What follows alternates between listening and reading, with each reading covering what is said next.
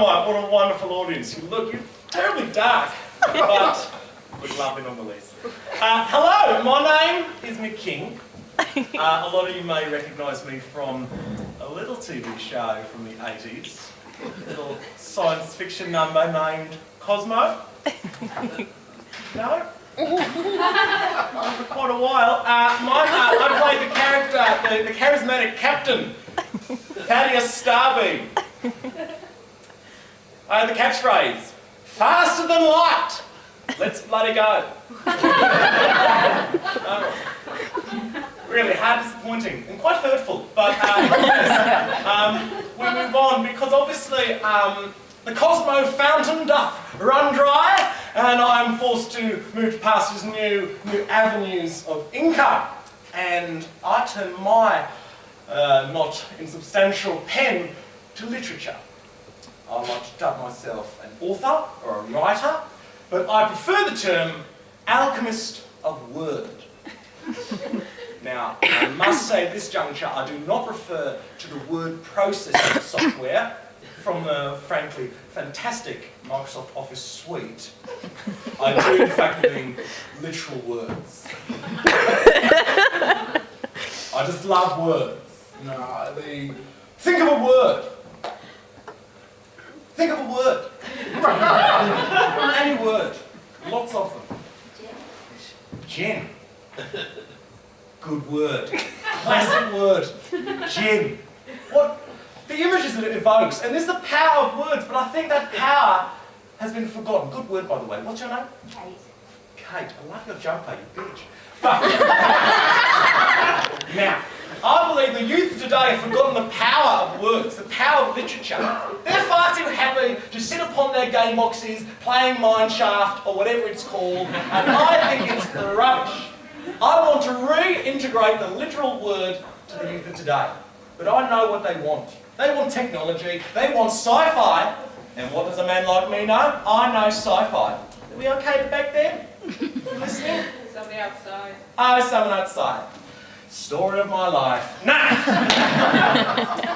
What I've done is I've used my little brain and I've reimagined, reinvented classic stories from our youth.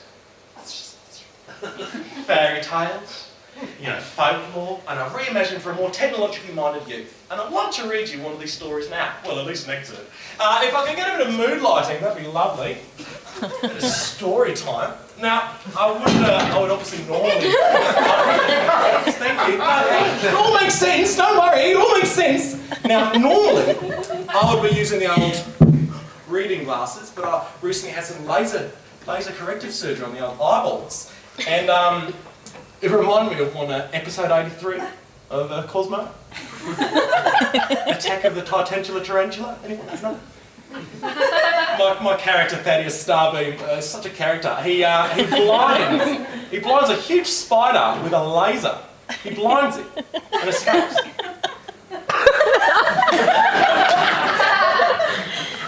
Thankfully, the procedure I went through had quite the opposite effect. Okay. So I'm just going to play a bit of mood music. I should say this is a science fiction story, so the music is apt. Okay, that's not playing through the right source.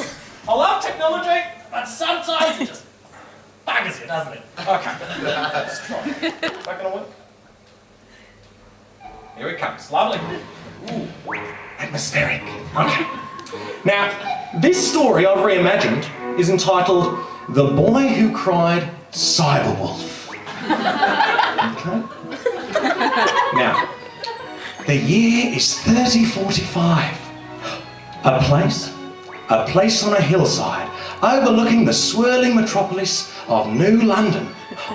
New London? Yes. The London that you know was destroyed long ago during the Great World War IX. Now on this hillside there was a young boy, a sheep herder. No, not of normal sheep. He was not of normal sheep, I beg your pardon. Maybe I do need the spectacles. He was a herder of polycarbonate robot sheep, okay? Sci-fi. Now, he was bored. He's bored, he'd been watching the flock for literally ages. And then a naughty little idea, that word if you missed it was naughty, a naughty little idea popped into his head. Goodness me. It popped into his head. He looked around and he cried out, "Cyberwolf! Cyberwolf! A cyberwolf is attacking my polycarbonate sheep!" Now, cyberwolves, this is serious, cyberwolves are a very real, very relevant threat to the people of 3045. And so the nearby villagers rushed up to help drive the tyrant away. But when they arrived at the top of the hill, they were furious. "Don't cry, cyberwolf!" boomed the villagers. "You silly shepherd boy!" I don't know what his voice... That's the native accent of someone from 3045, I should learn that. "Especially when there isn't one. Oh, we're really annoyed." And with that, they went grumbling back down the hill. Now, the shepherd boy was ecstatic. He was so beside himself. What an amazing joke, he thought. So he did it again. He took a deep breath and he cried out, "Everyone, cyberwolf! Cyberwolf! A cyberwolf is attacking my polycarbonate sheep!" And here they come, the villagers. Up the hill they trek. But when they get to the top and saw that the boy had lied once more, they shot him. Now, after the Great World War IX, the people of 3045 were suffering a long and crippling depression. This was no time for joking or childishness. The polycarbonate sheep needed to be herded. And if this boy wasn't up to the task, they're going to find someone else. Tough, tough times in 3045. Now, "Be sure to dispose of the body properly, though," said the wise village elder. "Cleanse it with oils and seal the door. We don't want a cyberwolf to get in, reanimate the corpse and create a cyber werewolf like the time one did that before." Foreboding. Now, with that, the villagers returned home to their respective places of work and or residence, some of them in hover boots. Now, deep in the nearby forest though, two glowing red eyes watched the villagers leave and then move slowly towards the tomb where the shepherd boy was buried. They had sealed the body away properly, hadn't they?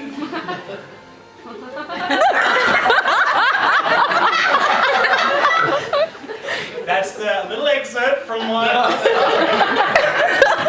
Thank you for listening. Now,